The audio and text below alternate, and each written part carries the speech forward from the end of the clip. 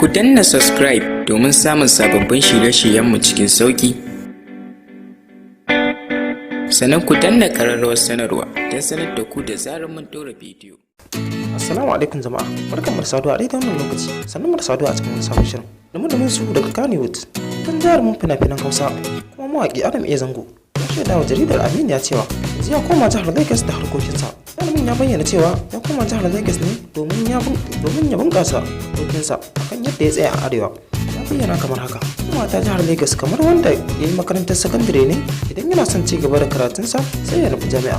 Shine abin da ne. Jarumin ya ci gaba da cewa irin karan tsanar da abokan sana'arsa suka ɗora masa yana ɗaya daga cikin dalilin da ya sanya shi komawa jihar Lagos. Idan ba a manta ba, watannin da suka gabata, jarumin ya bayyana cewar ya bar masana'antar Kannywood inda ya koma ɗora fina-finansa a shafinsa na YouTube. Wanda jarumin akwai wasu jaruman da suka goya masa baya da su ma suka yi sallama da masana'antar ta Kannywood saboda yadda suka faɗa abin da ake yi a cikinta ya yi yawa. Danna subscribe sannan ku danna ƙararrawar sanarwa don sanar da ku da zarar mun ɗora bidiyo.